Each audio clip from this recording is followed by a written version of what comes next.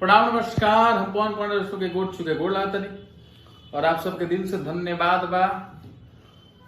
मरद हमार बच्चा बा 2 जौन गाना बा ओकरा के खूब अपन प्यार आशीर्वाद देता नहीं, जनता प्रमोशन देता नहीं। बहुत सारा लोग हमरा के इंस्टा पे टैग कैले बा, स्टोरी में ऐड करे खातिर बहुत सारा रिक्वेस्ट भेजले बा, बहुत सारा कोलैबोरेट लोग कैले बा और उनमें तमाम प्रकार के ऑर्केस्ट्रा में बाजत वीडियो लोग भेजले बा। कहीं भसान में बाजत वीडियो भेजले बा लोग, कहीं जुलूस में बाजत वीडियो भेजले बा लोग, कहीं झंडा में बाजत वीडियो भेजले बा लोग और तमाम लोग डांस करता। तमाम लोग के दिल से धन्यवाद, चूंकि जनता प्रमोशन है और साथे साथे हर प्लेटफॉर्म पर ही गाना अच्छा करता। देखिए व्यू धीरे और बहुत फास्ट मायने ना रखेला। बहुत सारा लोग जेकरा नहीं बुझात जे हो सकता कि अपना के बहुत बड़ा संगीत के ज्ञाता समझत हुई। खैर हमनी को उतना संगीत के ज्ञान नहीं खे और ना ही हमनी के जितना बुझाला उतना लिखे लिसन।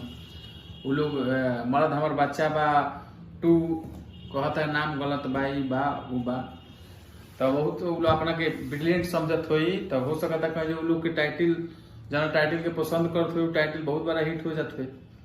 अगर वो लोग पसंद कैला से टाइटल हिट होके के रही तो गाना हिट होके के रही तो सब गाना हिट हो जाए।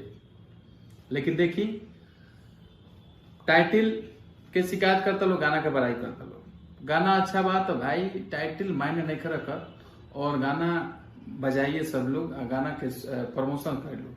गाना अच्छा बा, केहू भगवान की कृपा से ऐसा अभी तक केहू ना मिलल जे हमरा के बोल लो के गाना खराब बा। साथ साथ बहुत सारा बड़ा कंपनी के भी हमरा लगे फोन आए कि बहुत दिन बाद खेसारी जी का ऐसा गाना आयल बा और बाबा अगर लिखे तो बैक हुए तो फिर उसी अंदाज में हुए जो पुराना अंदाज था खेसारी जी का, और उसी अंदाज में तमाम खेसारी टीम के सब लोग भी बोलता, तमाम लोग बा। लेकिन कुछ लोग निगेटिव बोलता।